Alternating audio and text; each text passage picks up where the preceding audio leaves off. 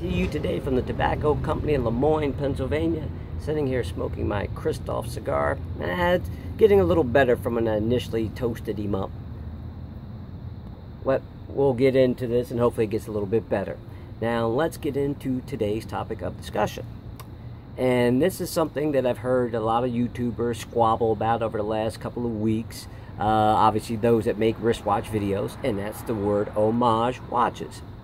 Now, I'm not here to tell you what to do with your money or how to spend your money or even how to think. That's up to you. You're your own person. You do what you need to do. It's for you. But let's get into this subject.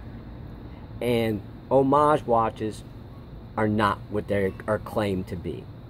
They are either replicas, they are fakes, fugazis, whatever you want to consider them, but they're not true Homage watches. You say, StyleCon, how can you say that? Easy. If you go to Squale's website, if you go to Steinhardt's website, which I've been on both of those, if you can tell me or send me a link where they pay homage to Rolex by giving them credit. They say, hey, look, this is designed after a 1960 Rolex, a Submariner. Show me where it says that. So right there, it just shuts everything down. Because if you look up the definition of it, it's giving someone credit. You know, either a person or a thing. And needless to say, none of these sites are saying, Rolex, you know, you are the reasons why we design these watches. Second thing, the most important thing I haven't heard one person bring up on YouTube about these types of watches. And it's the most important word out of any word that anybody could use on this subject. You say, StyleCon, what's that word? The word is patent. Let's get that straight. Patent. Now, Rolex's patents are up on those older watches, so these companies can go ahead and design it. But just think if Rolex just brought out a brand new spanking watch, say like the Sky Dweller. Now, you might be able to find a replica of that watch, but you don't find any company saying homage to it, because they could probably design it and design it for a lot less money, you know, than what Rolex is, you know, actually charging for it. But why can't they do that? Because they would get sued, because the patents are in existence. Any of these companies, Panerai, Omega, Hublot, when they come out with new watches, I don't care if it's the case, I don't care if it's the movement, I don't care if it's the bracelet. Everything has a patent on it now.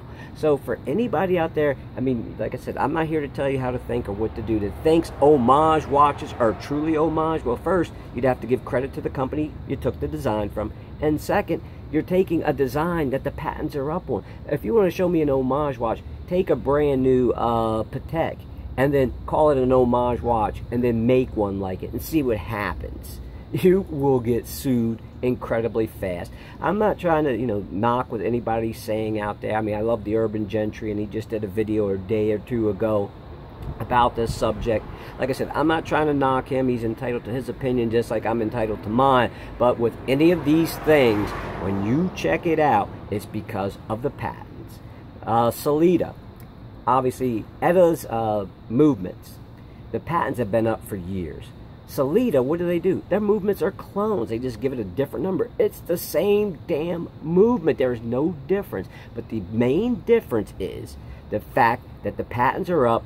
They're copying them, but they don't consider their movements to be homage movements to Eda's movements. No, it's a copy of an Eda movement. It's not an homage to it. They're not giving Eda credit for designing these movements, because Eda's the one who did design them. Since the patents are up, they can go ahead and reproduce them. So needless to say, I'm not saying anybody's wrong. You're entitled to your own opinion, but I'm stating from my side of the fence, homage watches are still fake. They're still replicas. They're copies. No more, no less.